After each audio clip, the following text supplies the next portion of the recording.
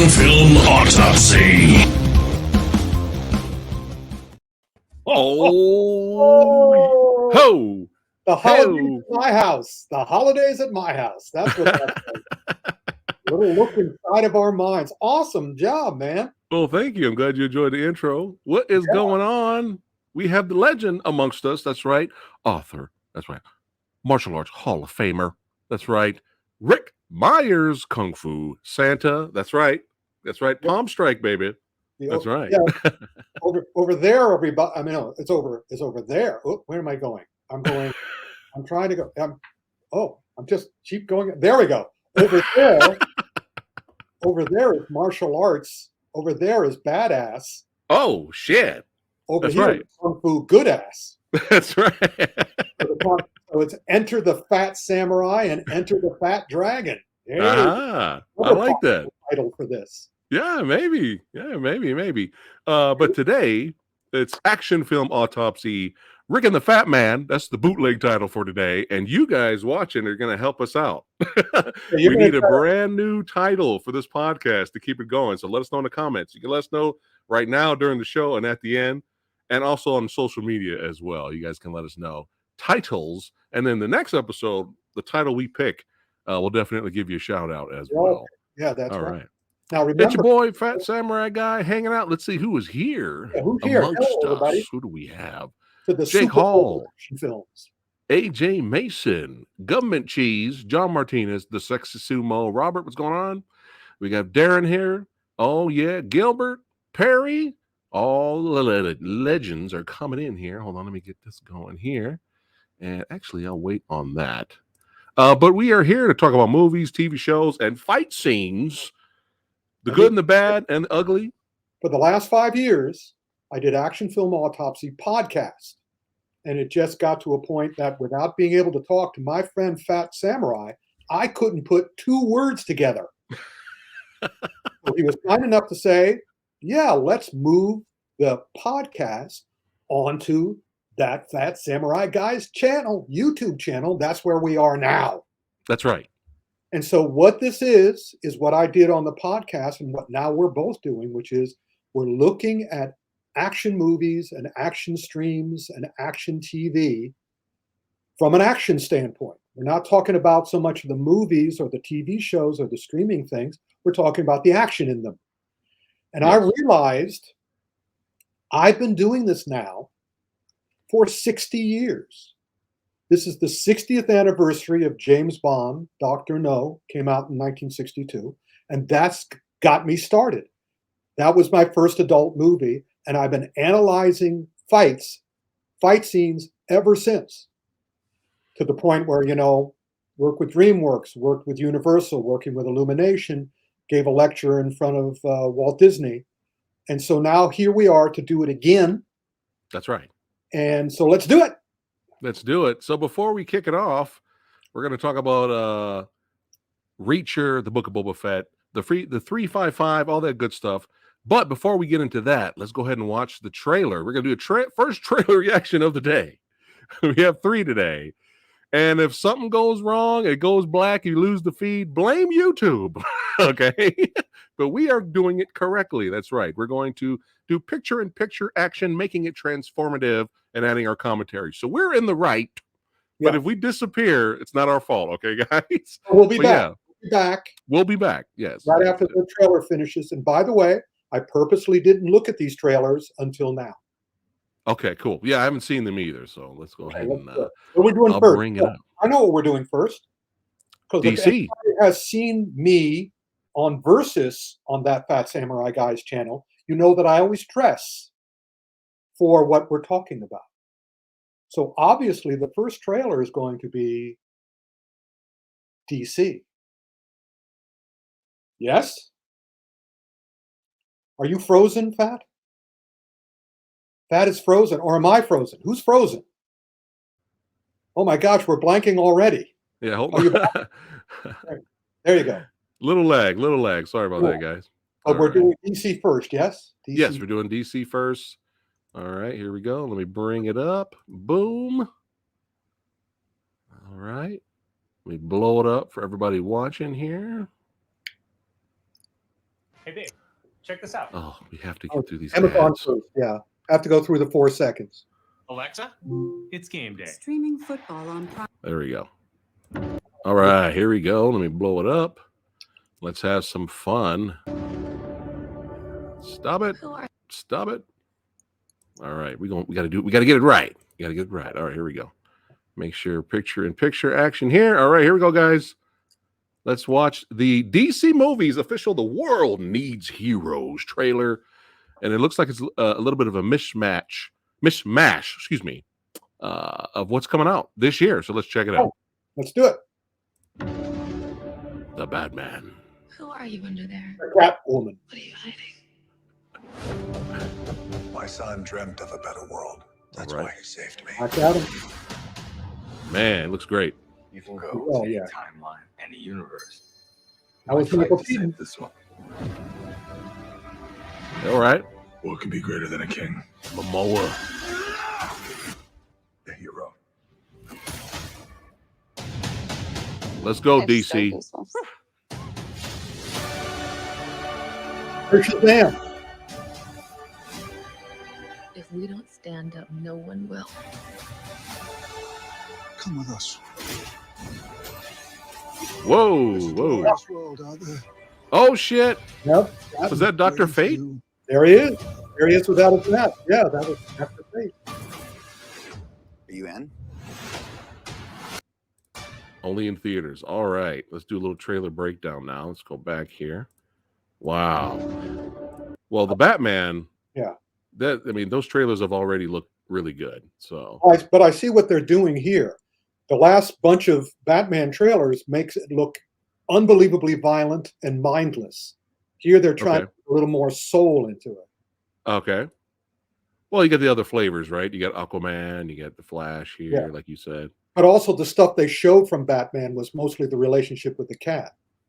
Right. Man, he looks great. He always looks great right there. Oh my goodness. Be the best. What do you think of the Flash's suit? I don't care. It's fine. I mean, I like the Flash TV show. I like him as the Flash. Right. But again, for me, it's all how the movie turns out. Right. Hopefully the movie's good. If the costuming sucks, that means something's seriously wrong. Is the same director doing Aquaman? Is it still James Wan? I don't know. I'll have to Oh, look it up after this. Okay. Well, I can look it up now. But yeah, I mean, it was such a big hit. The last one, I'm sure he's the same director. I'd be surprised if they got somebody else. Unless he didn't want to do it. That's true. That's true. That's a great shot here. Looking cool. Yep. Yeah, still James Wan. Okay, good. But again, no Shazam. No Shazam 2. Is that supposed to come out this year as well? I thought it was. Okay. I mean, they produced it. Maybe they push it back. You never know. Yeah, because That's a pretty cool shot right here, Flash. Yeah, they have a direction for this stuff. Right.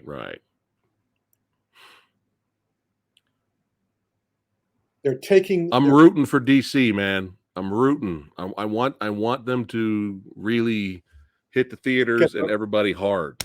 I want them to succeed this year. Here's the situation. Well, let's finish. Is this Hawkman? See, yeah, that's Hawkman, of course. Okay. Who else would that be? I don't know. I don't know. Want DC to succeed, but you don't know this.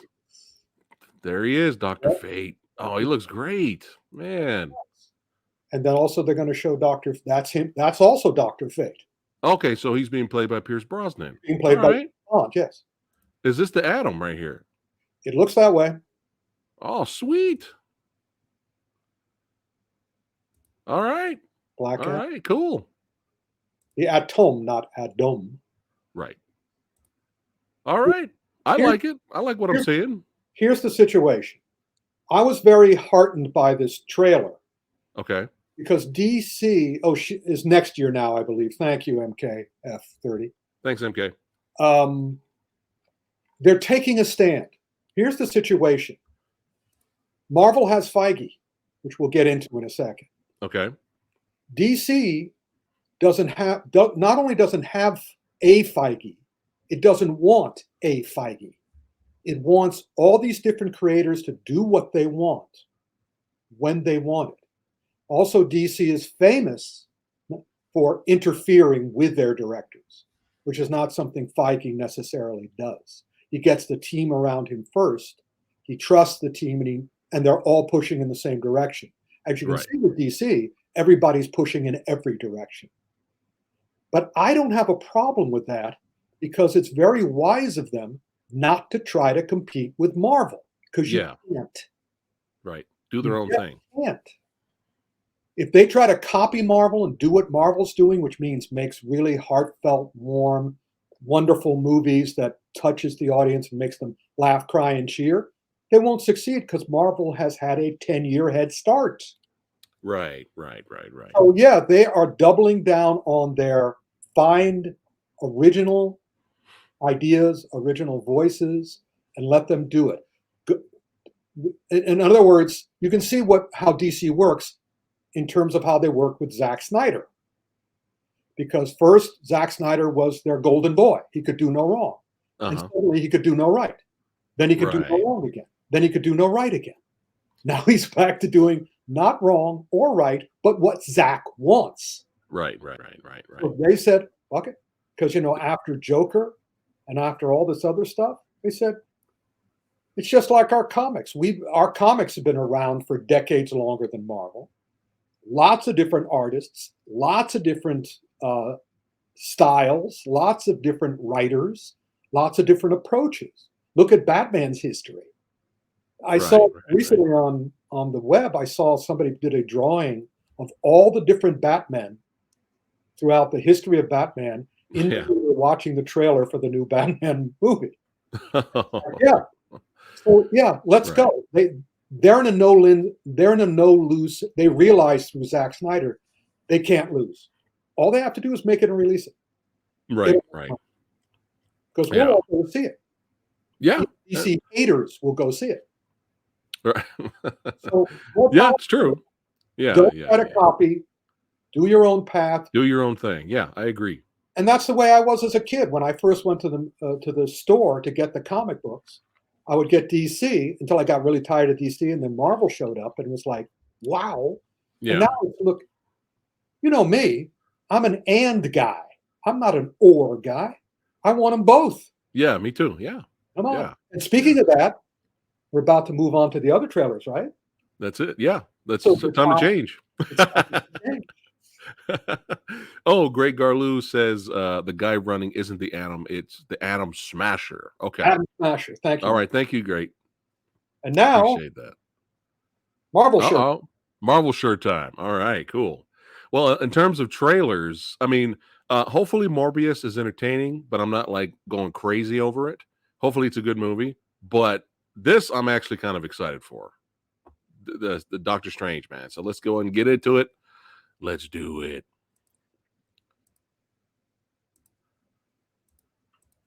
And this is the new trailer, right? Yes. Yeah. Yes.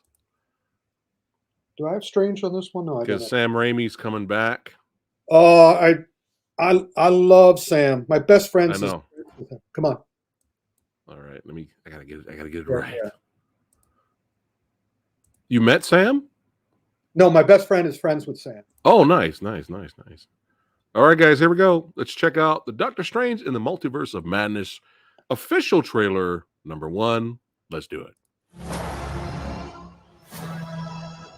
Every night, I dream the same dream. Then, whoa. The nightmare begins. Let's go. Let's get darker, Marvel. This is what I want. I did what I had to do to protect our world. You cannot control everything, Strange. You opened the doorway between universes, and we don't know who or what will walk through it. It was referencing the Spider-Man movie, right? Wanda. Yes and no. What do you know about the multiverse? Viz had his theories. He believed it was dangerous. He was right.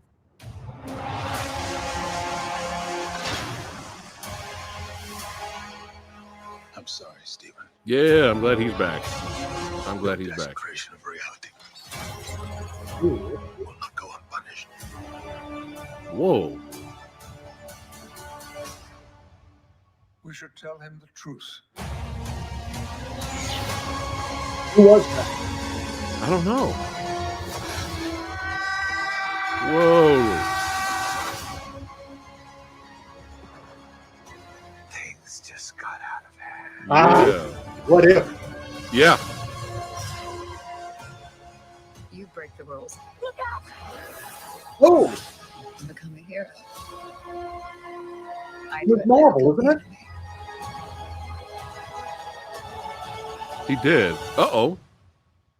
That doesn't seem fair. Yeah, Ms. Marvel. Oh my God, that looks great.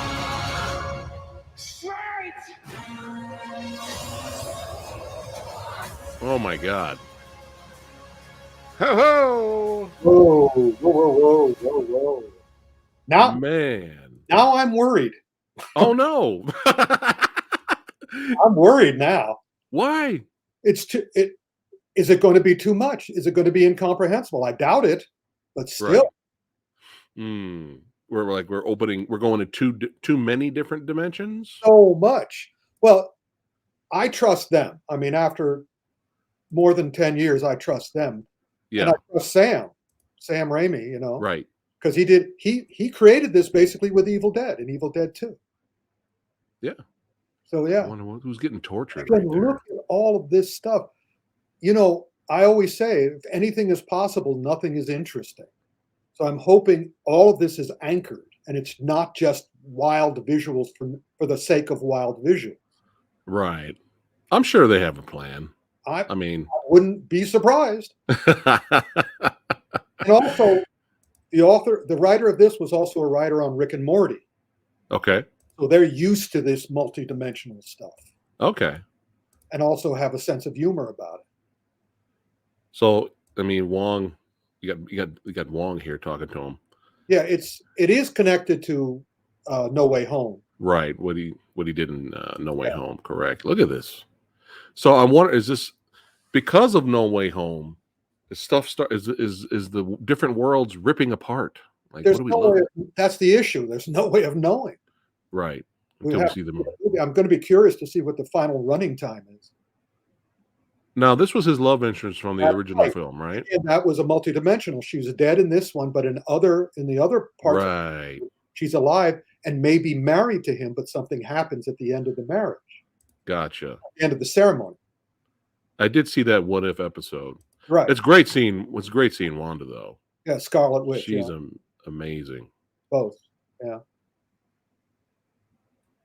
So it looks like, man, look at it. We got different creatures. Yep. Definitely a lot more fantasy based, that's cool. I don't have any issues with that. Well, the Eternals and everything else is just Yeah. opened up the Marvel universe to such a enormous aperture at this point. You never know. I'm so glad he's back because I felt like, especially at the end of the original Doctor Strange movie, at the very end, you had that extra scene Right. of him turning. So, going to the dark side. So I'm glad. I feel like there's so many movies that came out after that. I was just like, what happened to his character? Well, wait a minute. Again, he's reasonable. He hasn't Okay. said anything that isn't true. And that's what's so interesting about the What If Strange, Right. Evil Strange. Yeah. So he has contended all along that Strange is the villain. Right. The What is meaning going villain on? is still the villain. Right. What is going on here? I want to know who says this to him. I Yeah. don't recognize the voice. Chat, let us know if you know who's talking.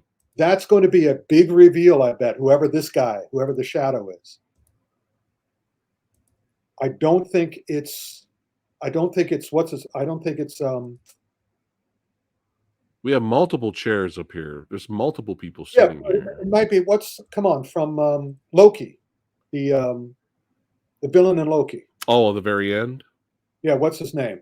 I forgot his name. Chat, you know what I'm talking about. The very end of the Kang the Conqueror.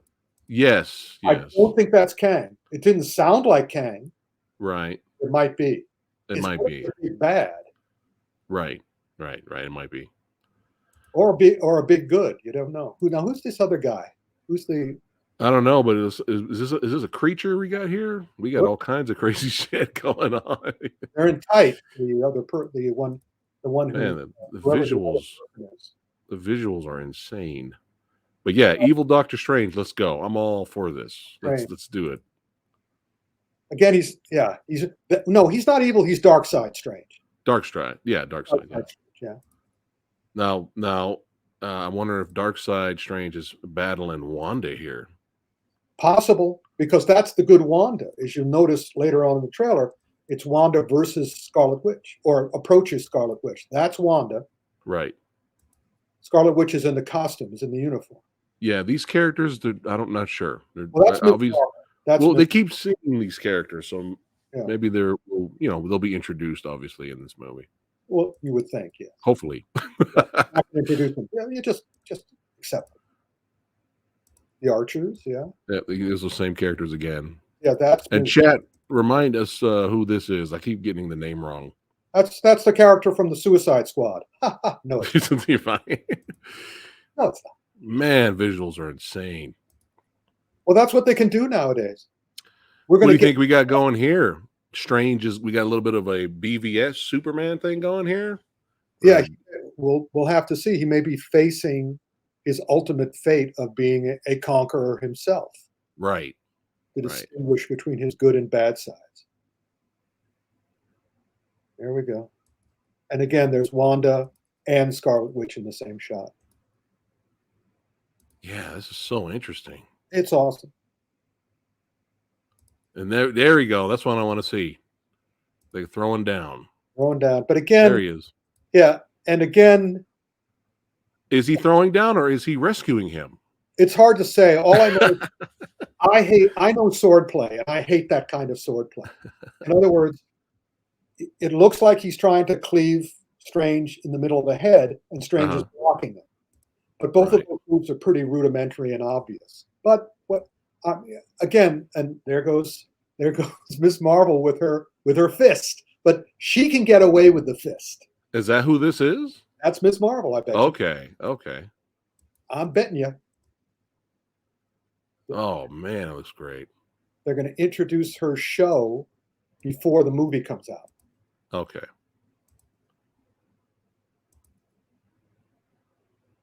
Look at that. Man. Yeah, awesome. It's all animation now. We'll be getting into this in Boba Fett, where, I'm having a terrible time finding out who choreographed the fight scenes in each episode of Boba Fett. And I think because they have to do it all animated now.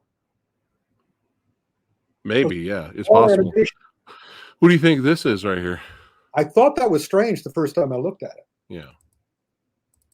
Probably. Could be wrong. Whoa. That could be Ultimate Dark Strange. Or could be, yeah. His final form. The big bad. All right. Let's go. Let's do it. Yeah, I have a concern about this too. Okay. Because to my mind, Doctor Strange is the best proponent of kung fu in movies today and in the universe. However, Spider-Man took over in No Way Home. In the first Doctor Strange movie, he was kung fu all the way. He kept on saying there's got to be a better way than doing all this mystical martial arts. And at the end, he finds the kung fu way. So if he has to give up kung fu now and just, but we'll see. Again, Marvel loves touching your heart. It loves to get you to laugh, cry, and cheer. And so I'm sure they're aiming for that. And I am so happy for Sam Raimi, because if you know the history of Sam Raimi, he was Universal Studios' whipping boy. And Sam is such a nice guy. And he didn't realize that they were screwing with him. They were screwing with him bad. Just look at the history of what they did to him. And so, but he took it. He took it all, and he sort of went, all right, I'll just, and then, what happened with Spider-Man 3, same sort of situation. They kind of set him up because they could, because that's the way a lot of guys in Hollywood work. If you're willing to be victimized by them, they'll victimize you. And Spider-Man 3, that was Sam being victimized again. And again, him taking it on the chin and saying, I'll take the responsibility and walking away into the room and closing the door. So the fact they're bringing it back, and Marvel treats their people great. Unless, of course, it's somebody like Edgar Wright who wants to be in total control. And Marvel says, no, this is a team. We're the Marvel team up. Right, So right. if you don't mind, we're gonna go another way. And again, Edgar Wright said that, they separated amicably. But you also notice that whoever works for Marvel suddenly does a great movie or does a great TV show. But we'll get into Boba Fett.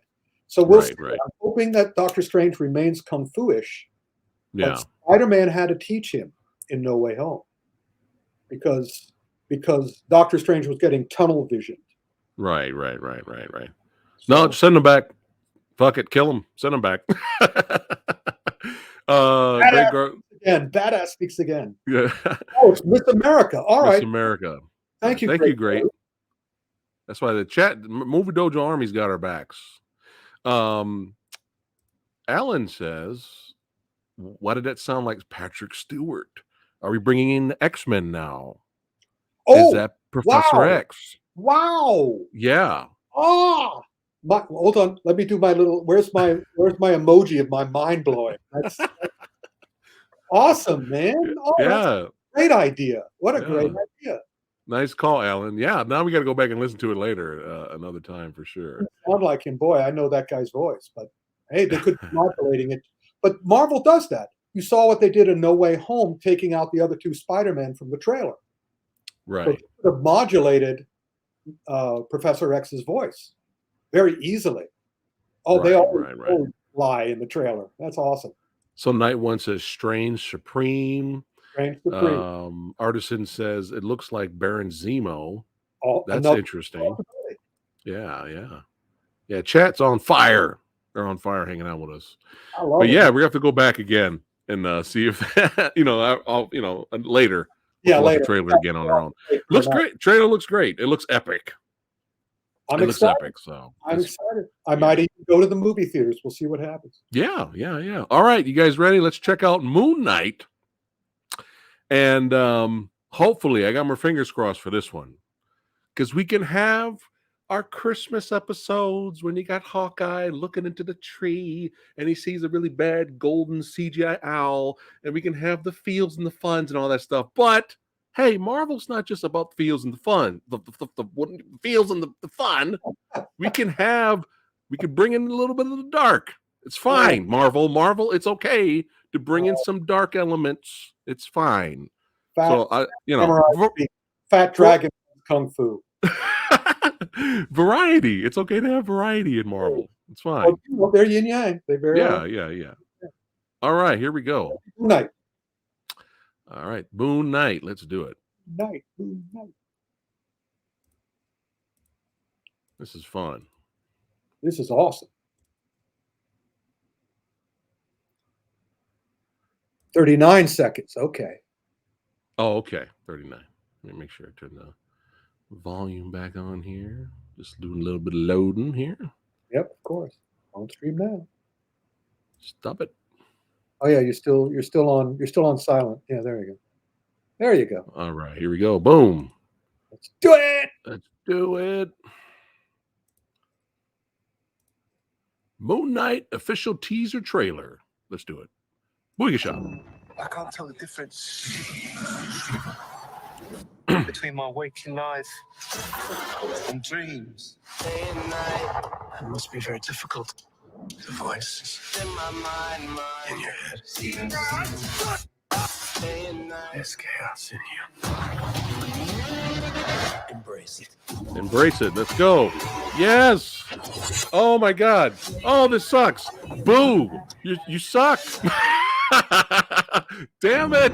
I can't tell the difference. Damn it. These 30-second trailers. That looked awesome. A lot to digest. God dang it. Again, my concern is too much. Is it too much? But it won't be. It won't be.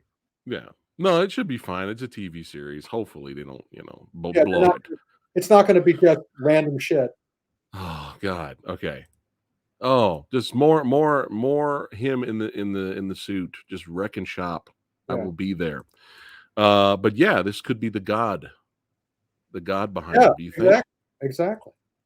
But yeah, I thought it was very interesting that he's dealing with the multiple. What is it called again? Multiverse. I forgot the condition he has in the comic books. We talked about this last time in the first trailer. Schizophrenia for the most part. Yeah, that's right. Like Ethan Hawke, man. You know, I've said this before that I wasn't growing up. I wasn't really a fan of Ethan Hawke. It's not like I didn't like him. I just wasn't really interested. The older I get now, the more movies I watch of him now, I'm like, Ethan Hawke is a good actor, man. Like I like him now. It's weird how that happens sometimes. He always spoke very highly of you. But yeah, let's go. Yeah. Some conflict, inner turmoil. Yeah. Yes. Embrace the chaos. Oh my God. This looks just Oh. The weapon is so cool. Oh.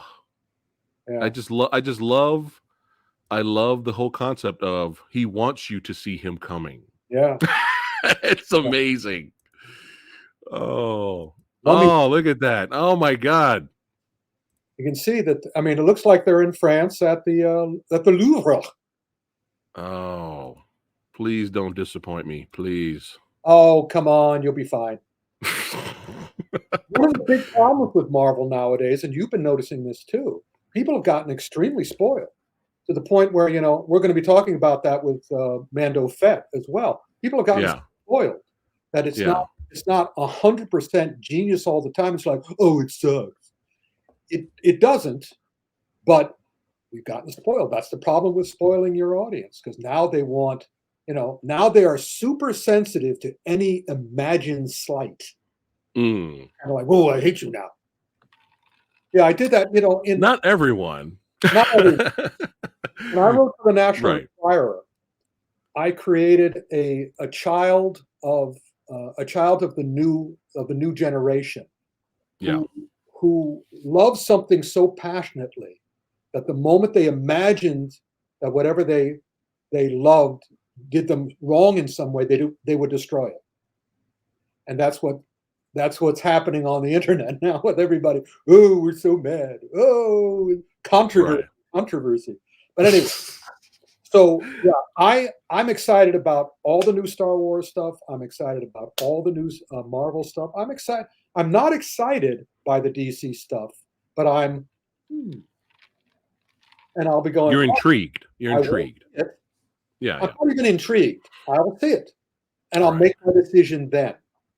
But I don't get excited for anything other than Marvel. I don't even get excited for Pixar or Disney anymore.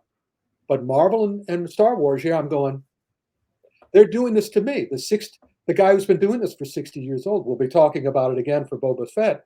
Like, they took all their inspirations from all the stuff I loved as a kid, as I grew up. All the Westerns, all the samurai, everything. And it's like, and you could also tell that they loved it too. Unlike sometimes DC and other guys who just exploit it because they know, all they have to do is feed raw meat to the audience. There's Ruth's Chris Steakhouse and there's McDonald's. And they both have their audiences. But yeah, so I get excited about going to a great steakhouse. I do not get excited about going to McDonald's at this point. Right. No, I got you. There you go. I got you. So but I mean, for those of you that know Samurai Guy and been watching a lot of my videos, I have issues with Marvel, Rick. I'm sorry. I have issues, man. That's why I'm here. You're badass. I'm good at it. I'm just saying. I just want to get that out there. Like, I love Marvel, but then sometimes I'm like, what are you doing? Yeah, because it disappoints you. But I come from a different perspective. Right, gotcha. Alan says, "Have you seen?" Oh, you know what? I didn't get a chance to see that trailer, Alan. Have you seen this trailer, Rick? No, I have not. It's called The Adam Project. No, I did see it tonight.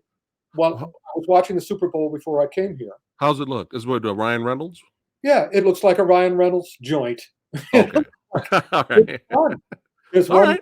There's one wonderful moment in it, but it's a classic Ryan Reynolds. If you watched Red Notice on Netflix, you'll notice what he, The Rock, and other people are doing. They're just having fun. So it doesn't have to be realistic anymore.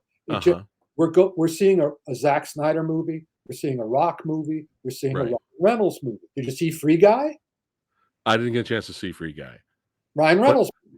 But I hate Red Notice, by the way. But the important thing is they don't care. They just. I know they don't care. They're getting billions of dollars. I'm telling everybody on Netflix, there's an Indian cop action movie starting with SOORVA something. Look it up. It's a ludicrous, hilarious movie where it's all navel gazing and it's all nonsense. But at the end of the movie has 3 Bollywood musical numbers. And watch the end credit musical number because it tells you all you need to know about what The Rock and Ryan Reynolds and others are doing now. The song's lyrics is, I do what I want, go fuck yourself. Oh, I have to see this. What's it called again? It's I'll look it up, but it's okay. Just go to Netflix, type in SOOR. Okay, it'll pop up. Maybe even this sounds amazing. It is amazing. It only gets more amazing the more you watch it. All right, Rick, what's up first? What do you want to do? We've got. Do you want to do Reacher? I guess we should save 355 for last. Reacher. I have not seen that, so that's all you. So yeah, Reacher want to do it last. 355. 355. Yeah, it's going to be all me. Trust me. Okay. And or do you want to do Mando Fett first? We could do Reacher first. Let's do Reacher. Yeah. Do you have a little intro? No, we could just no video or anything. Reacher. I enjoyed it. I really enjoyed the show. Excellent. Yeah. Did you read any of the books? No, I did not. I did not read the books. I only seen the first Tom Cruise movie. I have not seen the second one. It's terrible. Don't watch it. And that's what I heard, so I didn't even bother. I like the fight with the bullies outside the bar in the first movie, but everything else in that first movie felt kind of generic. Tom Cruise's job in that movie was to make you think he was 6'5". Ah, he failed. He did. He had the attitude, but he doesn't have the depth of acting talent to pull that off. Right.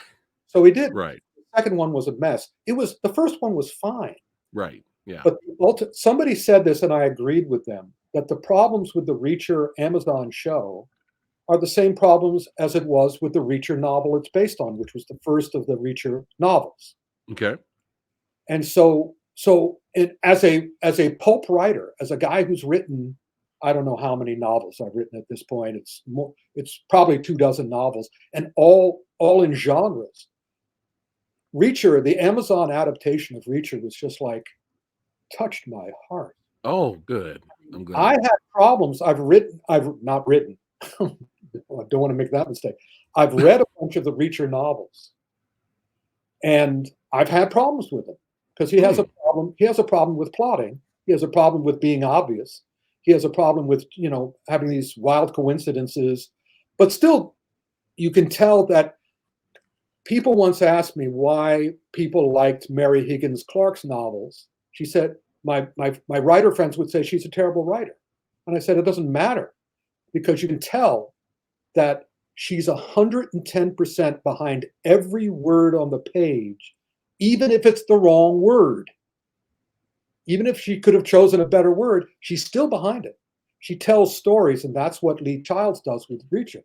So again, just like Marvel, what I could tell with the Reacher Amazon show is that whoever made this loves Reacher, loves Lee Child, wanted to do it. This was an authentic recreation. They padded a bit because they understand that we're still mostly stuck inside, and they want to keep us going and give us plenty. So it's padded, but not padded the way the Marvel Netflix shows were. But it's still great, so loving. He has not quite, the actor, he's not as old, he's not quite as big or as old as the Reacher is in the book. But he's close enough. And he's not a good enough actor yet to completely embody Reacher.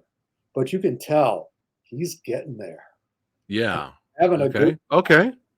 And I Nice. love that Nice. thing from the first episode where he goes, "You guys recycle?"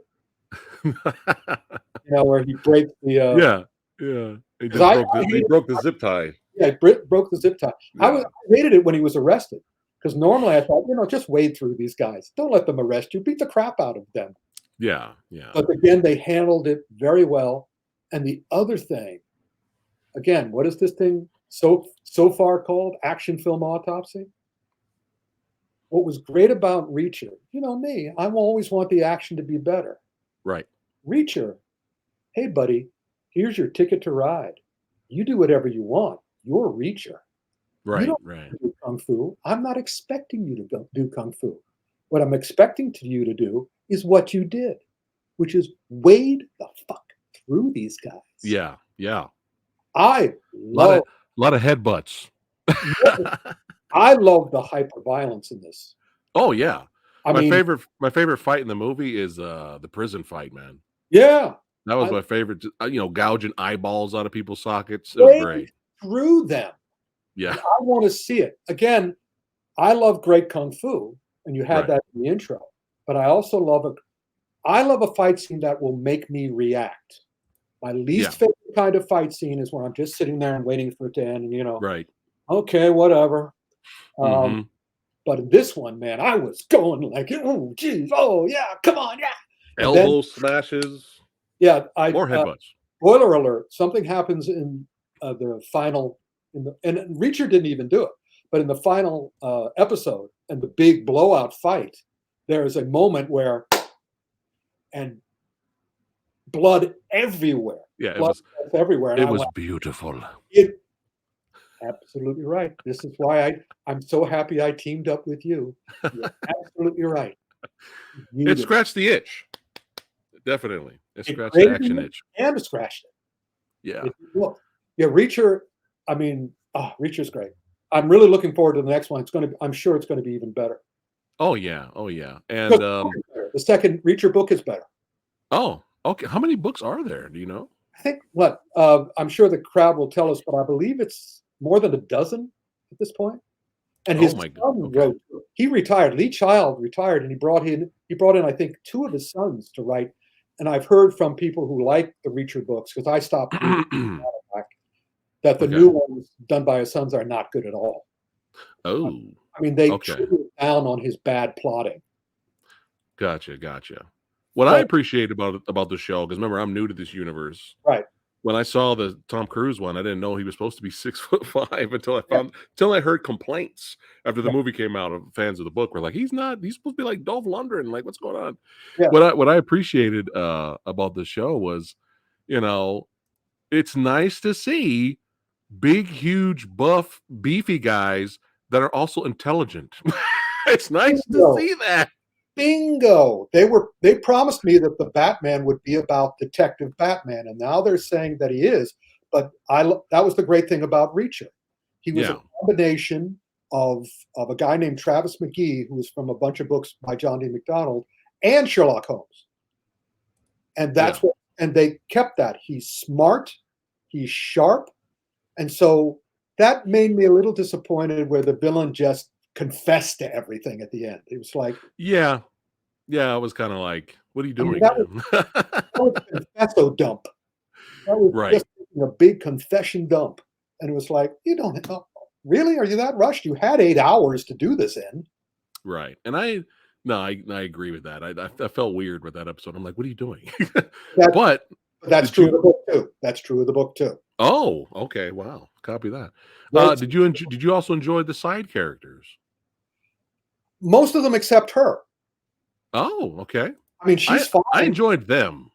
Him They and were the great. chief. I like them a lot. I have a problem with emaciated blondes playing normal people, Okay.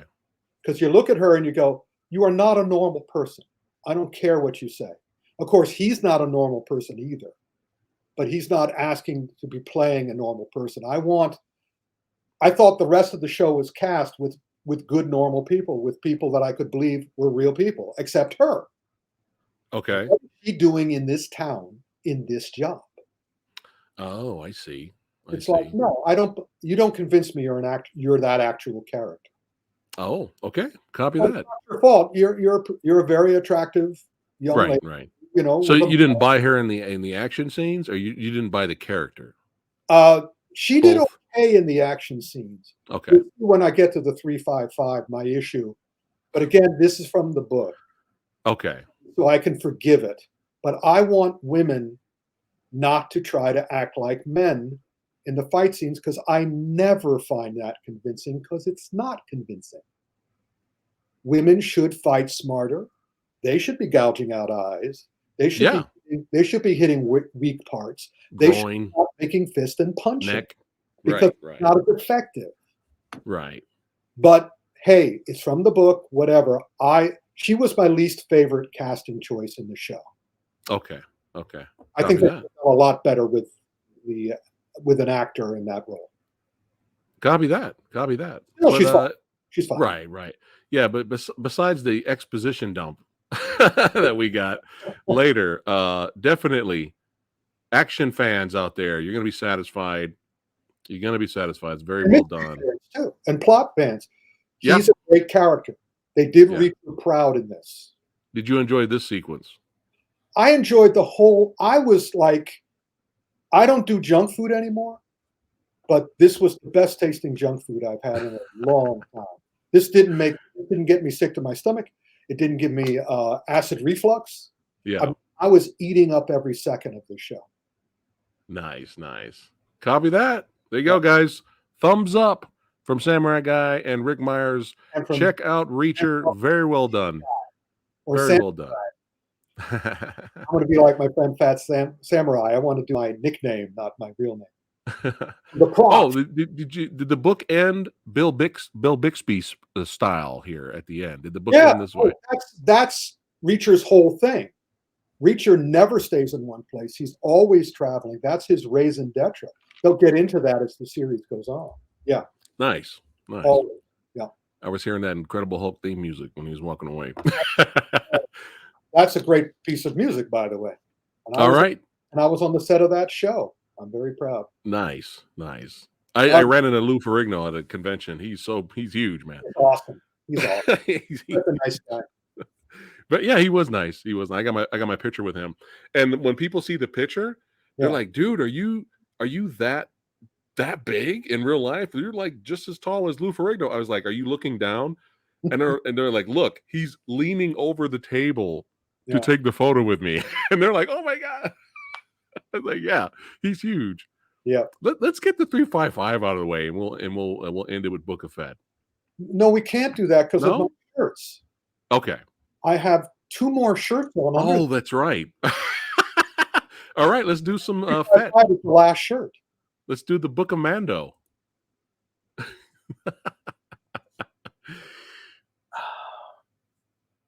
Look at that. Prepared, man. Star Wars. Okay. Mando. But yeah, I'm definitely down for Reacher season 2 for sure. Have you watched all of them? Which one? Mando. I mean, not Mando, Boba. Have you watched all of them? Oh, yeah. I've seen them all. Okay. Now, you agree with me? Something is up behind the scenes there. Something happened to that show. Yes. Marvel and Favreau, Filoni, they did a great job with Mando. So what's going on here?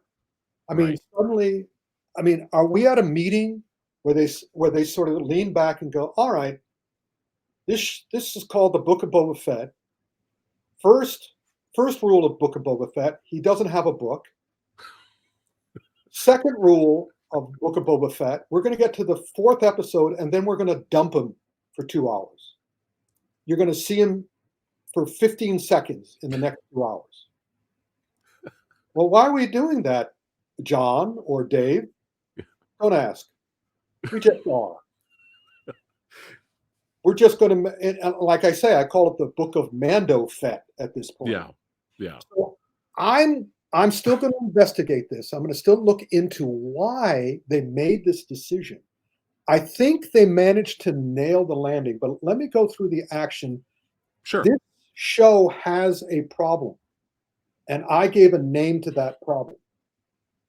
First episode, episode 1, directed by Robert Rodriguez, the executive producer of the Book of Boba Fett.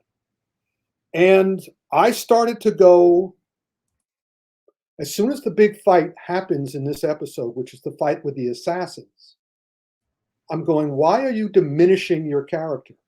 Yeah. Why are you diminishing Boba? Why are you making Boba look weak, Yes. inexperienced? Mm-hmm. Yeah, he is weak. He's recovering, but just because he's physically weak, he's damaged physically, it should not also make him stupid. Exactly. That was my problem. I'm saying you're making him seem Incompetent. inexperienced. Yeah. I mean, you already introduced him at the end of The Mandalorian with that awesome fight sequence, which showed him ba-boom, and now suddenly he's back in kindergarten. So I said, what is up with that? Yeah. All right. So then episode 2, it's directed by Stephanie Green, Mm-hmm. and we have him training with the gaff stick, him learning how to use it in his flashback. We have, and better yet, we have the fight with the speeder gang in the bar. Yeah, that was a pretty good throwdown. That was a very good throwdown. And again, that's not the Mando from the first episode. And the first episode is later. This is a flashback. He was that skilled then, and suddenly he's not that skilled anymore. Mm-hmm. He was almost as damaged then. He had already pulled himself out of the creature. Right. What the F, man? So I was sort of going, something's schizo here. Something's happening behind the scenes. And that was cemented for me by episode 3. Directed by the villain of this piece, Robert Rodriguez. And here, I'm a guy who likes people to act and fight believably. I like them to fight in character. And Boba was not fighting in character in the first episode. He was fighting in character in the second episode. Mm-hmm. Third episode, he's in the bath, and the Black Wookiee. Okay, let me ask all of you fat lovers out there. You are a Black Wookiee. You have been assigned to kill Boba Fett. Badass looking too. Yeah. Mean. Boba Fett is helpless. He's inside a healing bath. What do you do? This brings it back to the Hulk. I'm glad you mentioned the Hulk. Because the Hulk introduced that cliche. And I still do this joke when I'm watching a movie or I'm on a set or something, and I'm watching the fight scene, and the character chooses, rather than simply crush the person's throat, which they can easily do, bang, bang, many different ways. Yeah. Grab the throat, pick them up, and throw them. And my reaction is always, oh, we've got a thrower. Yep. And a hugger. And a hugger. We've got a thrower and a hugger. The Hulk used to do that all the time too. Lou Ferrigno's Hulk he wouldn't just put his fist all the way through somebody's body. Right. He would pick them up and throw them. And whenever I see that in the movie now, I'm going, what is wrong with you? What are you doing that for? That's not helping you. When you have your hands on somebody, destroy them. Yes. Yes. Don't just throw them away. Several times, and then job out to the mods. Yes. Like easily. Like they had no issue taking him out. The characters we care nothing about had no issues destroying this badass Wookiee. And then I went back. Robert Rodriguez I believe it's on Netflix. He did another kids movie called We Can Be Heroes, which was his superhero film. And that movie was so flawed and so unentertaining and so easy and lazy that I feel he brought that to this as well. He was given 2 episodes. My feeling is, may not be true, but on the basis of what I've seen, is that Favreau and Filoni got his episode. When I was the special media consultant for the rebirth of the Twilight Zone back in the 80s, I would sit in the screening room and watch different directors show up and show their finished Twilight Zone piece, their story, to the producer. And I remember there were certain guys who did a really bad job, and they would stand at the screen and try to explain it away and defend themselves. And I have a funny feeling that happened here. Everybody was so busy planning their episodes and everything else. And, you know, as you can see from this series, there was a lot going on and a lot of directors and a lot of special effects. So they probably let Rodriguez go do what he wanted. And then he comes back with these. Yes, Spy Kids Rodriguez, not Desperado or Or Dos to Don Rodriguez. Or we can heroes. Just walk Before, and, you know, before we move on, yeah. I have to remind everyone watching where Samurai Guy's head was at this point. Watching, but before I was already annoyed and kind of checked out, not really interested in what was really happening at all. Yeah. That was just me. There's people out there who are the opposite, but I just wasn't interested up to, like, when we got up to the third episode, I was already kind of checked out. So this is a clip. This is a clip of Samurai Guy and Lady Fat Blood drinking the sauce while watching, being completely, totally checked out from the story of Book of Boba Fett. Here you go. Go ahead.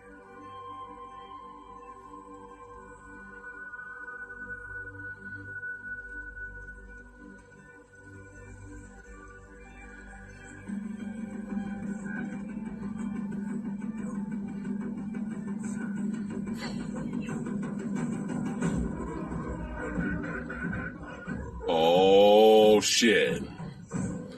About to break it down. Star Wars style, baby. Breaking it down. Tusken Raiders, baby. It's Boba Fett, baby. Break it down. Put your stamps in the hair, baby. And wave your stamps like you don't care, baby. We're drinking alcohol, baby, to get through this bullshit. Boba Fett, Book of Boba Fett, Boba Fett, baby. Oh, what? What? Oh my god. Manny's dancing over here, baby. Lady Fat Butt's drunk, baby. Fat Samurai Guy is going, what the fuck am I watching, baby? What is this? What am I watching? What is this? What is this? It's Rodriguez's Revenge is what you were watching.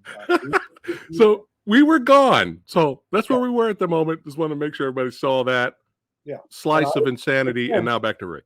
Not being the McDonald's guy, I said the difference between the first, second, and third episode was so large. I'm saying I checked to see who was doing the next episode, episode 4, which was Kevin Tenturian.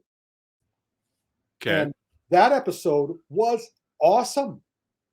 Episode 4, where he's saving Finnick, he's killing the Sarlacc, he's killing the bikers, and also Steph Green in episode 2 had the train battle. The train battle was fucking awesome. And then we get to Rodriguez. All right. But yeah, go ahead. So I'm pretty sure what happened was that Filoni and Favreau looked at each other and said, we're going to have to dump. And also, if you guys have Disney Plus, go look at the descriptions of each episode in the, when you get onto the page before you choose what you want to see. See how incredibly nebulous the descriptions of the plots are. My feeling was they were behind the scenes just going, we're going to have to try to save this. And they did it by 5 and 6 by making a 2-hour Mandalorian movie, which was a love. And also it freed Dave Filoni to simply just pour his love for the so-called, non-official Star Wars plot lines and concepts and characters. He says, fuck it. I'm putting them all back in. I'm making them canon. I don't care what Kathleen Kennedy says. Right. And as such, it was just a love letter to Star Wars done by people who were in a position to do it beautifully. And they did. And then Bryce Dallas Howard in episode 5. And that was my favorite moment from an action standpoint in the entire series. And can you guess the moment? It's a moment that happens in the near the beginning of the 5th episode. Can you guess what I loved more than anything? But you missed the amazing fight scene throwdown. We didn't talk about the kitchen, General Clevius. We didn't talk about General Clevius and the little robot rat catcher. You know, I don't like anybody putting down characters. I don't like anybody diminishing characters. And so I ignored all that. My favorite thing that happens in episode 5, starts at the beginning, is Mando wounds himself. Yeah, that was interesting. Wounds himself. Yeah. That is incredibly accurate. The way they established that sword, how it got heavy if you didn't use it right, and he literally hurts himself with it. And I'm going, that's beautiful symbolism. That's also very true. And also, again, it's a moment of truth. You know, it's easy for us who have watched the Stallone movies and the Schwarzenegger movies to think that fighting with any weapon is the easiest thing in the world. Shooting is the easiest thing in the world.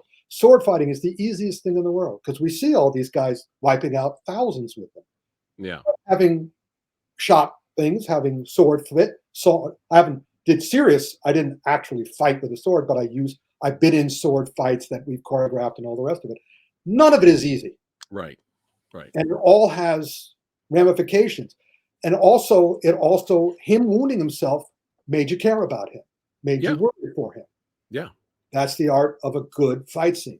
And then and this fight scene, this opening fight scene, that was, what was this, like 2 minutes or less? Yep. I was just like, Mando he did something in one scene that was like 1 to 2 minutes that was more badass than anything Boba Fett has done in this whole entire show. Yeah, which is obviously not Boba's fault. No, it's not his fault. It's not Tamura's fault. No. You know, it's not his fault. It's a shame. Unless, of course, he got cranky behind the scenes and caused everybody to say, go to your trailer, go to your trailer. But we'll see if we can find out. And in any case, in Filoni's episode 6, The Love Letter to Star Wars, heartwarming. And the 7th one, even though Robert Rodriguez directed it, I think by then, Filoni and Favreau were on right out of camera range doing this. We're watching you. We're watching. The only thing I heard about behind the scenes as of right now, I'm sure you're going to do your more research, but because Rick's on the hunt to figure out. I always want to solve that mystery. I always like to solve movie mysteries.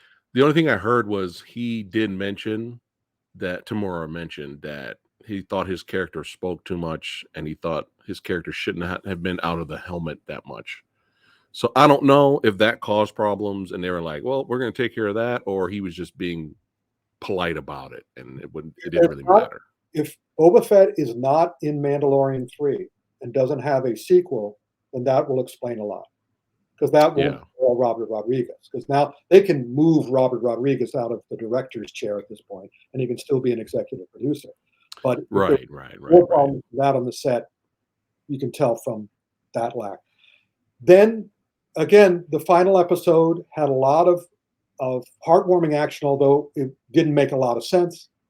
But it still brought everybody up to it. I thought it was a good conclusion, not a great conclusion.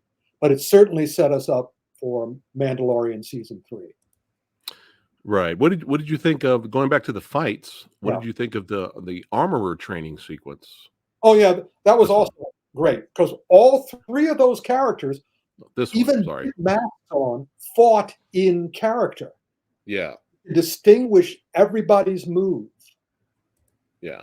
I enjoyed when they threw down here for sure. Yeah. It was awesome because that character who Mando was fighting has been in previous episodes of The Mandalorian. So you knew his character, and he fought in character as well.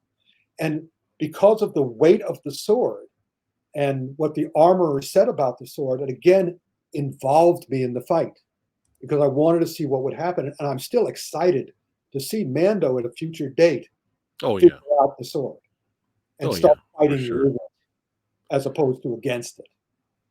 That. It's very, very nicely done. So the next episode after that, before we get to the end one, introduced us to Cad Bane, who they did him phenomenal, man. Like, he was so badass. And the same voice actor that did him on the series, they brought him back, which was cool. And you got to love Timothy, man. It Man, was just really good. I mean, Really good stuff. Yeah, I want him to have his own series as well. Because, again, it's all Sergio Leone, but also they threw in a huge hunk of Howard Hawks.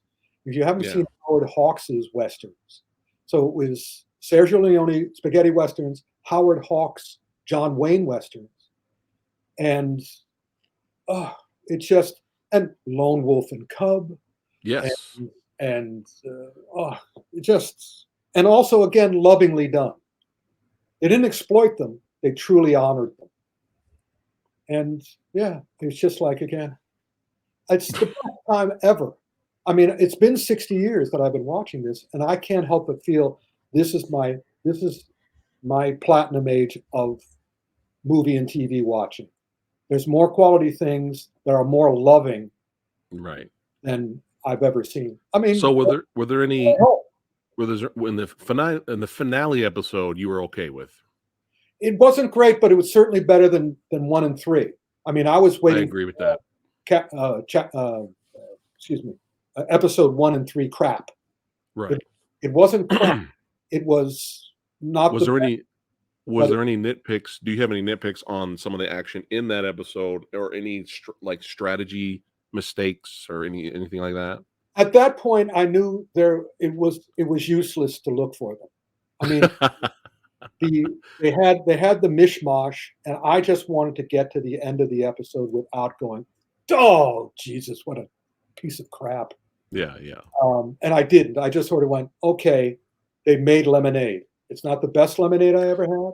It's a little sweet. Those bikers just really fucked up the mix. Those guys were aspartame. Yes. Those guys Yeah. Fuck the mods. Not a fan. That could have been great. Could have been. But it could have been. No. Yeah. And those doing the little fancy spinning around. I'm like, no, we don't care. We Yeah, well, don't care. That was not only we don't care. I have to admit that was nonsense. That was, again, Robert Rodriguez go, let's do something that looks cool. Yeah. That makes no sense. But in terms of strategy, I'm like, why are they just standing there? Don't they have rocket packs? Don't they have rocket packs? Like they can fly around and have the high ground. Yeah. I mean, it's like, why are they just sitting here and getting shot at? Like, don't they have rocket packs? I mean, this episode could have been called the okay episode, which means literally okay. But also there are so many moments in the show, like when the monster was frightened by fire. Yeah, like I was kind of like, okay, this worked. Everything else didn't work. He's suddenly Frankenstein.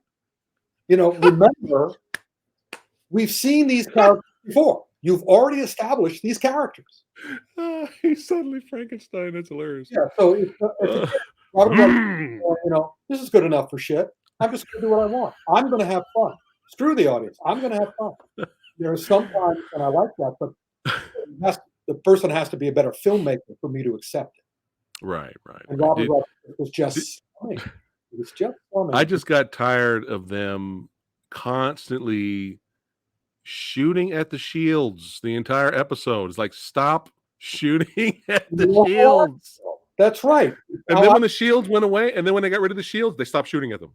And again, they always, exactly.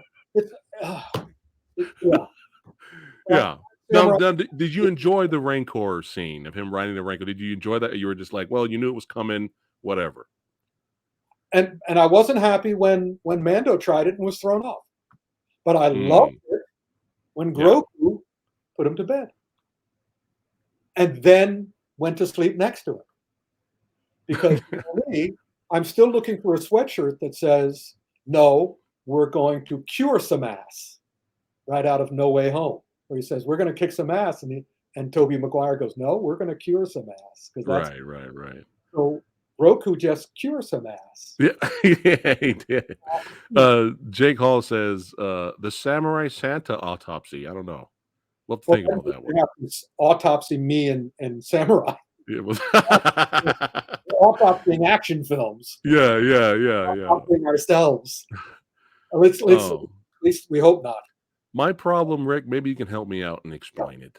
My problem with so far, I enjoyed Wanda because it was different at the time.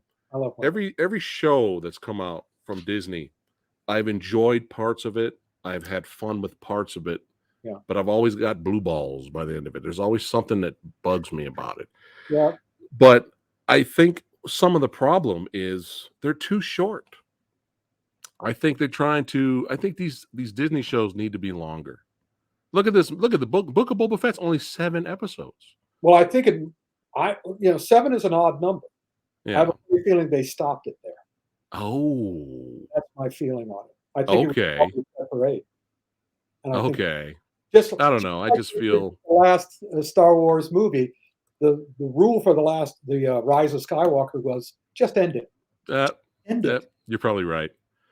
And Did you think Cad Bane's death was earned, or did they pull a Darth Maul here, bringing in a badass, cool character, and he just he's not jobbed? dead.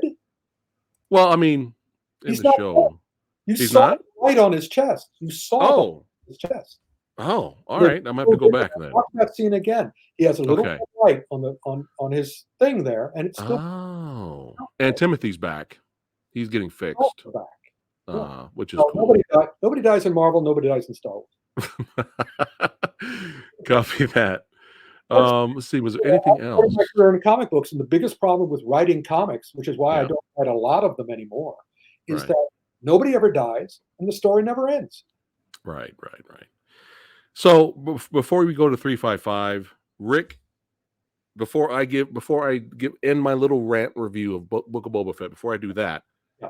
you pretty much enjoyed it. The last 3 episodes saved it for you. Yes and What do no. Basically, Okay. I like, at my age, I like making lemonade. And as you know, I do the autopsy, so I like to study it. Right. And of course, as far as I'm concerned, love the sequence on the train, the battle. Right. Mm-hmm. Love the 2 Mando episodes, and that's all I'm going to remember from this. And now you have to watch it. Like you're forced to watch it now to find out. Like you're forced to watch the Book of Boba Fett. I'm saying to go to the next Mando season. Like you have no choice. Like you have to watch it because of what happens with Grogu and all that. But that's why I take care of myself. I always say my kung fu is called "Don't hurt yourself." Right.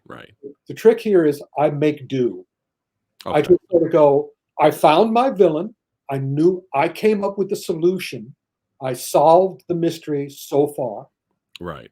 There may be more to it. And I just sort of went, loved 5, loved 6. I went to 7. Please don't be awful. Please Right. don't make me mad. Right. And I was prepared. Yeah. I'm not surprised. 1 and 3 prepared me. 7, I wasn't surprised by. And I just went, Okay. all right, I knew what he was going to do, so I'm not going to be surprised by it. I'm going to be disappointed, but it still Right. had Roku. It still had moments in it where I sort of went, oh. Right. Copy that. All right. Really quick for me. My other favorite moment in 7, my single favorite moment in 7, Okay. is Amy Sedaris spitting out her tooth. Oh, that's your favorite moment? Amy spitting out her tooth. I said, what a perfect comment for the episode. Yeah. My favorite part of the last episode was Fennec being a fucking ninja and just destroying everybody at the end. What I enjoyed happened that. to her? Suddenly she's only in one. When she left, Yeah, I was asking, where is she in the final battle? and she saved everybody's ass. And she's in one scene where she kills everybody. That's another clue to me that they were making lemonade, that they were just dancing as fast as they could. All right. It could be. We were going to take episode 8 to take out all of these characters. Right. Wing, you just go kill them all. One scene. 2 minutes. Go kill them. Gotcha. It was nice seeing an alien get hung, though. That was nice. That was fucking awesome. Really quick, I'm going to give my verdict, and then we'll go to 355. Wait a minute. Rick. You know who that alien was, right? The one that got hung? By Robert Rodriguez. Wow. So they hung him. Oh, wow. Interesting. All right. So Rick gives it a pass. So what I'm going to do really quick. So this is my issue with the show, and we'll wrap it up. There's some cool stuff in here. There's stuff I did enjoy. The problem, I think excuse me, I think this series fails. And the reason why it fails is because you have my side of it that didn't give a shit about the first 4 episodes. Finally was interested when Mando showed up, and then we just got to end it. So I wasn't really fully satisfied. You can't count 2.5 episodes out of a 7-episode show does not make a great show. Good episodes. Yeah, I would never. But you have the other side of it where you have fans, really big, huge Boba Fett fans that actually was so involved and loved the first 4 episodes, and then was really pissed off when it became the Mando hour. And then at the very end, hey, let's out of nowhere, let's finally make Boba Fett badass and kill Cad Bane, at the time. And let's give him his moment, finally at the end, because, we have to. So I think even they were let down. I think the show fails on both counts. That's just me, though. That's just me. No, and people that defend this show, and that's fine if you guys love the show. There's nothing wrong with that. It's just me. I don't love the show. Oh, I'm just saying, just people watching it and enjoy the show. That's perfectly fine. You guys love the show. But, Samurai guys always got to be honest. And the defense for the show is, well, if you go back to the lore and the comics, the Boba Fett he had a family. He had children. He had a pet. He did this. He did this. And I was just like, that none of that matters, because the only thing that matters, even Boba Fett he was a mysterious badass introduced in Empire Strikes Back. And then Return of the Jedi, let's be honest, he got killed by a blind man. Okay, that was the last time we saw him. So you can't. None of that. We have to go off of what Disney's given us. And when Disney reintroduced the character to us, he was a mass murdering badass that kicked ass and took names. Absolutely. Okay, destroyed everyone. This is the Boba Fett we were reintroduced to, and we loved. We wanted. Yes. Yeah. And how did the last shot of the Mando season end? It ended with Boba Fett walking into the chamber and shooting the guy in his head and taking his throne. Yep. That's what we were introduced to. We were introduced to Boba Fett Corleone. and then that's what I thought we were going to get. After that, every other episode was Boba Fett being incompetent. Not one decision he made. Like, it was always Fennec. Fennec's stock from this show has gone up. People love Fennec. Why? Because she was badass. She wasn't incompetent. She was smart. She made all the right decisions. What did Boba Fett do majority of this show? Awful. I'm going to make a decision. And then somebody's random on the side goes, no, that's a bad decision. We need to do this. And then he goes, okay. That's him the whole show. Oh, absolutely. So you're it's right. Just like I think it just fails on both counts. Well, you know what this is? This is the Star Wars syndrome. Phantom Menace. I went to Phantom Menace with all my friends the first night. Mm-hmm. They came out going, that was great. I'm going, are you insane? People wanted it to be great so much. Yeah. Compensated. And that's what happens here. Again, we were all excited about Boba Fett, just like you said.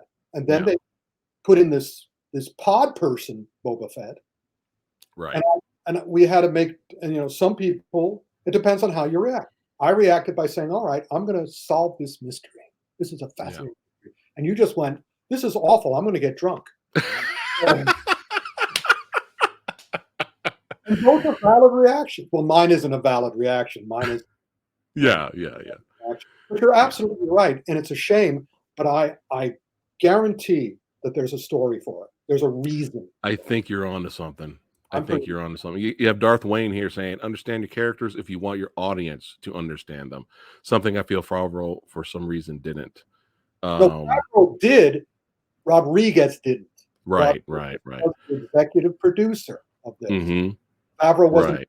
He was too busy with the next season of Mandalorian as well as his own Star Wars movie. Copy that. Greg Garlou says, all jokes aside, I do get the feeling that there was definitely some interference somewhere, probably from Kennedy, because that's what she does, which is possible. That's quite possible. That's Because she possible. wants to have her power as well. So Yeah, it's very possible. behind the scenes with- Again, if you guys enjoy it, great. As long as you get entertained at the end of the day. But I was just kind of like, I feel bad for Yeah. Tamura and some of the people involved with this because they deserved better. Absolutely. All right. Absolutely. Now, So thumb downs from me. So it is time for the 355. I tried to get to the theater. I tried to get to the theater to see it. Well, hold on. Let me blow you up. Hold on. Atomic Blonde. Oh yeah. Another. I'm assuming the action, the very well done action in Atomic Blonde. I'm assuming you see none of that in this film. Yes and no. Okay. Yes, I felt in Atomic Blonde that the action was well done from scene to scene. However, the Atomic Blonde in the first action sequence was not the Atomic Blonde in the second action sequence or the Atomic Blonde in the third action sequence. She fought completely. She lost her ability to fight as the film went on. And I was getting a little pissed by that. Okay. So here we The go. beard is looking epic, by the way. Well, thank you. Anyway, so 355. This was directed. All you really need to know about 355, it's co-written and directed by the man who made X-Men Dark Phoenix. Oh, yikes. And 355 was conceived on the set of Dark Phoenix. And yikes. It was the official fight choreographer for 355 was James Embry, who also was the fight coordinator on the new Kenneth Branagh Murder on the Orient Express, as well as the Kenneth Branagh Artemis Fowl. The worst movies in the decade. So he was involved in the action on this one. So here we go. 355 was conceived by Jessica Chastain and the director on the set of Dark Phoenix. And I started watching it, and she's not in the beginning. They have the setup. They have, and over the years, over my 60 years of studying these movies, I've learned a couple of things. First thing is, you have a mediocre movie when the movie starts. The very first shot of the movie is an aerial view of the area or the city in which the movie takes place. As soon as I see that, I said, all right, nobody's inventive here.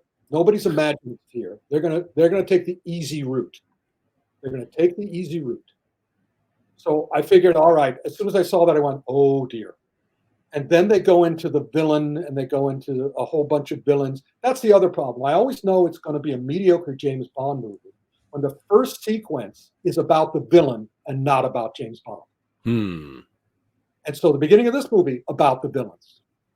Yeah. Then the next nail the nails in the coffin come very quick in this movie. The next nail is that we have a villain in a Brazilian mansion or whatever, and a French villain comes in to get. They have a super secret, super powered chip that can do anything. It can wipe out a satellite. It can turn off all the electricity and everywhere at the same time. They introduced it immediately. No setup, no background. That's it. There's your MacGuffin. Okay, everybody wants the MacGuffin. That's bad enough. Next nail. When I saw the original Brandon Lee, The Crow, after watching it, I coined a phrase for the kind of movie it was. I called it a City of Assholes movie. What a City of Assholes movie is a movie in which every character acts the way they're supposed to be. If they're supposed to be tough, they aren't tough.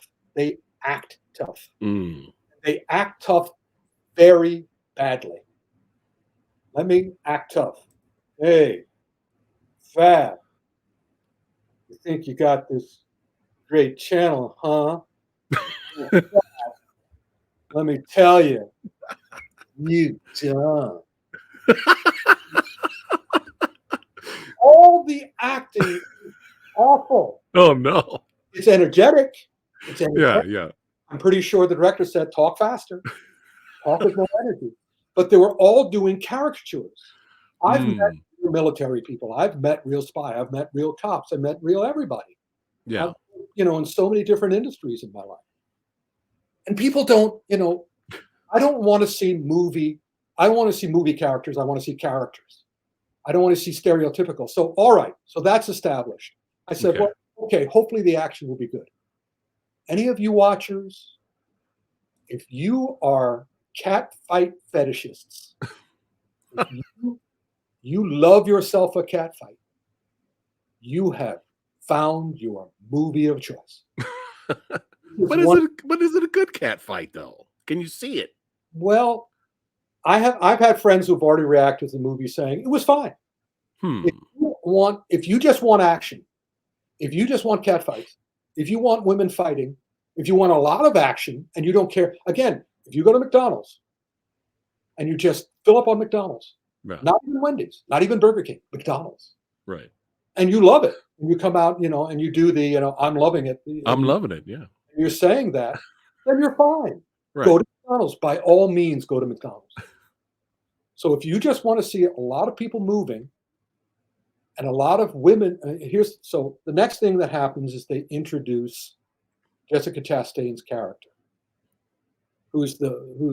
and she's at the CIA and she's in the gym and she's doing, for me, the equivalent of the same thing that happened in the previous scene, except from an action standpoint. She is fighting with a guy on the mat. Okay. I think she says right away when one of her teachers comes by, he says, "You're doing it." She goes, "Yeah, get close and hit real hard." And I'm going, you shouldn't say that. Get close and take out their eyes. Yeah. And destroy them. But don't do it by making a fist and punching them in their solid bone. This is the stupidest thing you can do. And you don't have a novel to rip this off from like Reacher does. Reacher has a reason for what he does, and Reacher fights in character. She's Headbutts. doing the worst kind of fighting, and so this movie is filled with women.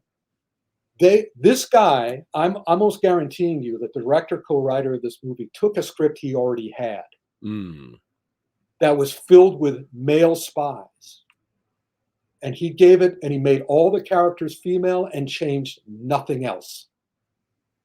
It's possible. He just had all the women act just like men, fight like men, fight the same as each other. That's the other thing I hate about these movies, where nobody fights in character. All these women are interchangeable. The only thing that's changeable is their skin color and their nationality. Right. Also, I love the way he establishes, you can tell that he had other female characters in his all-male spy movie, because those were the soft ones. Those were the ones who cried all the time.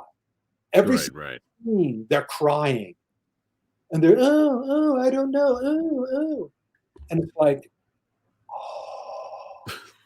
But finally, I said, all right, I'm gonna take the bullet, if you'll excuse the expression, for Fat Samurai. I appreciate it. Bullet for my man. I'm gonna make it all the way through this movie. There is a fight in a meat locker. Okay. Between Jessica Chastain and another female character. And they're fighting and they're doing all the male action stuff and they're flipping each other. The other girl has a meat hook because they're in the meat freezer and she's trying to use it. And Jessica Chastain grabs it and flips her. And she crashes to the ground. And then there is a shot of Jessica Chastain, a close-up of Jessica Chastain doing this. And then there's a shot of the other woman. Literally that. She stops. She has thrown the woman to the ground. She has her, the woman is at a disadvantage. She has her where she wants her, and she stops. And they cut to the woman, and the woman turns over and pulls up a knife. Why? Okay, I'm done. Why? She's not even a threat. Was that sounded like she threw her and was like, "Oops, I didn't mean to do that." Not even oops. She threw her and goes, "Now I'm going to wait for her to react. Oh I'm no. not going to press my advantage. I've thrown her to the ground. I am not going to crush her throat. I am not going to break her neck. I am not going to deafen her ears. I'm not going to hit her in the kidney. I'm not going to kick her in the crotch. I'm going to wait for her to recover." Oh no. And I went, I'm done. I'm done. I mean, I won't even, it's just like I could tell I was just going to suffer. So I went on to Wikipedia and I went on to moviespoiler.com and I read what happens in the rest of the story. I went, I made the right choice. But Ah, if you want a lot of action and a cat fight, lots of cat fights, go for it, man. Go for it. Enjoy. I Like- love cat fights, but it's got to be entertaining though. Well, you decide, buddy. You decide. It has a good cast. I don't know, man. I knew something I've heard it's bad, but from other I was reading some blogs and stuff, but It's not as bad. I knew something was wrong when when it's released in January. Fuck you, it's January month. But I knew something was wrong when I think it was like Rick, remind me, I think it was like a year and a half ago where we saw the first trailer for this, and then I forgot about it. I was like, what happened? Because when we saw the recent trailer, I think at the end of last year, I was like, oh yeah, that movie. COVID happened. Oh, is that what happened? Okay. COVID happened, but also it was, and the studio knew it was terrible, but they knew That's why they released it in January. They could put out, Yeah. and also they knew it was a woke movie. But I'm afraid that it's another one of those deceptively insidious woke movies, like the new version of Tomb Raider and many other new movies featuring women in action roles. Like it's not really woke. It just It's not people really woke. perceive it that way. Yeah. They're, sabotaging the genre. Yeah. If they have a movie with a bunch of women that doesn't succeed, they'll be able to go to the studio and goes, well, we can't make more of these. It's clear that women can't open action movies. Guys, the audience wants to see, men in these roles. The women can't carry it. I mean, I've seen them do that for Asians. I've seen them do that for African Americans. I've seen that do that for women. There are 80% of the producers do that out in Hollywood. They set them up to fail. The only guys who don't is Marvel. Marvel's the only company that doesn't set up its genres or its directors or its actors to fail. It's just sad because it's like the blueprint is there. There's so many great action movies with female lead. Like there's so many good action movies out there. But you know what I said? Orson Welles said it in 1942. Hollywood is not about money. It's about ego. Well, there you go. Well said. So thumbs down, guys, for the 355. By all means, if you're curious, definitely check it out for yourself and then let us know on the next podcast if you guys enjoyed it. But it's sad too, because we do have a great cast here. It's just do the best they can. Well, Jessica Chastain is just a total stereotype. And she's playing into it. I liked her better in Ava, AVA. She's in that action movie Ava. It's not a great movie. But no, it's bad. She was better. But she was better in terms of the action, huh? Yeah, she was an assassin in that too. Right. Yeah. All right. Copy that. We went over a lot today.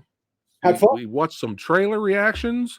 It kind of seems like it kind of went well because we didn't get any comments from you guys in chat saying, where'd you go? Did YouTube block you guys? So yay. Woo. Success.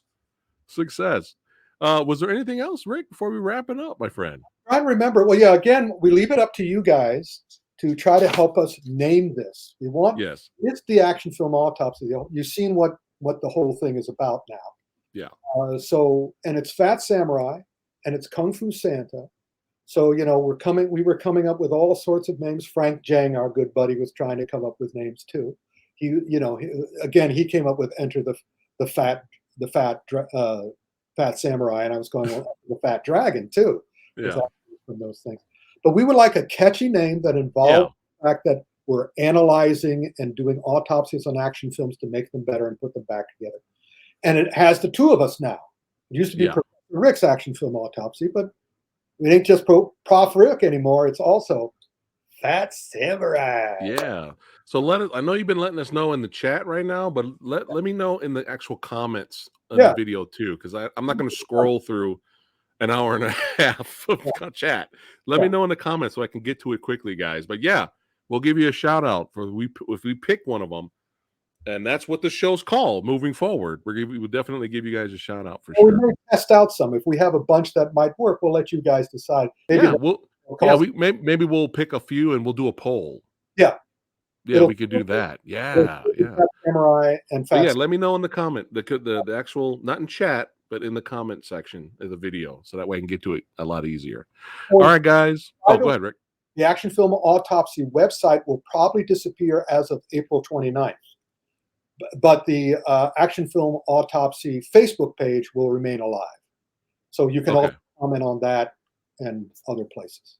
Yeah, for sure. And you can follow Instagram, Mr. Rick Myers on Instagram in the description box below. Information is there. Oh, yeah. And thanks again for watching, you guys. Oh, really quick. Tomorrow it's early for Samurai Guy if you guys are in my area. But hang out with me and director Ruben, that's right, Arnaz, that's right. We're going to talk about his film Scavenger, post-apocalyptic action martial arts movie.